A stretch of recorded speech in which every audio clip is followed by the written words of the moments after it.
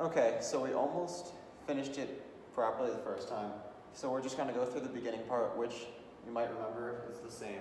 So the equation is integral of ln y over square root y. And we can separate these. This is equal to the integral of, remember we're going to rip the top part off. We're just going to rip it off. So that's ln y times, it's a y, times, what's left when you rip the top off? Something over square root y. And when you rip the top off, remember there's just a 1 left over. So there we go. So that's what we're dealing with now. I wrote that really big, so I might not have room. So the next part is, let's rewrite that as the integral of ln y. So that's still the same. We're just going to rewrite this. We're going to bring this square root y up to the numerator. And when we do that, or let's break it down into smaller steps, times 1 over, what is the square root?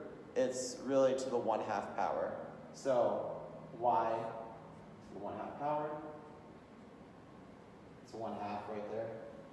And this, we can rewrite this again as integral of ln y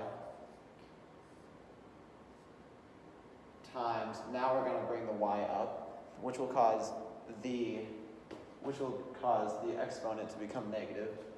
So that's times y to the negative 1/2. Okay. Perfect. So this is the equation we're dealing with now. Now what we're going to do is we're going to pick I would pick my u and v, but you would pick your f and g, and your f prime and g prime. So f, like we decided, f is going to equal, if you don't mind, I'm going to erase some of this stuff up here, just for some extra room, because this is the problem we're dealing with now anyway, so I can hopefully erase the rest of the stuff. This is our problem we're dealing with. So, okay, we've got the f. We decided earlier, you want f to be something that you can easily take the derivative of, and the derivative gets really nice, hopefully. So we can take the derivative of ln y. So f is going to equal ln y. And now let's figure out f prime really quick. F prime is the derivative of f, that's what the prime means. F prime is going to equal 1 over y. Okay, 1 over y. It's a bad y, but whatever. Okay, now v. What is v? Well, after you figure out f, v is whatever's left over. So like, pretend we figured out f, which is this. So I'm going to erase f. V is whatever's left over. The integral, or the antiderivative rather, the antiderivative of y to the negative 1/2.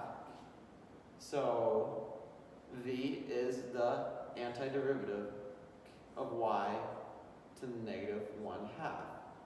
But I mean, we don't want that in our answer for what v is. So what is the antiderivative or the integral of y to the negative 1/2? Is y to the negative 1/2 plus 1 over negative 1/2 plus 1 is equal to y to the positive 1/2 now over negative 1/2 plus 1 is again 1/2. Or, see, when you divide something by a half, this is what we're talking about. You bring it up and then you flip it. So you bring the 1/2 up, so 1/2, but no, you flip it, so 2 over 1. which is 2. Same thing as 2. So 2, so again, this is equal to 2 y 1 to the power of 1/2. Okay? Ooh, so that's what v is. And then, oh, that's what g is, rather. You use g. So that's what g is. And now g prime, or the derivative of g, however you want to call it, is y to the negative 1/2.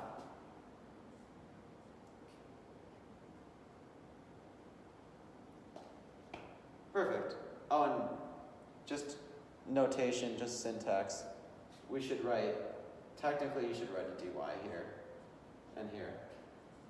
Be completely honest, it's not going to really affect your problem, but it's just proper. It's like just putting the period at the end of a sentence. It's what you're supposed to do.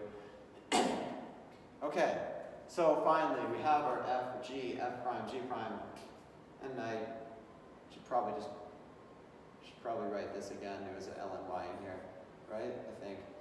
So let's do it. Let's block this off and let's do this. So it's u. I'm gonna write what I write, and then I'm gonna, put your letters in below. I do u v minus the integral or antiderivative of v du.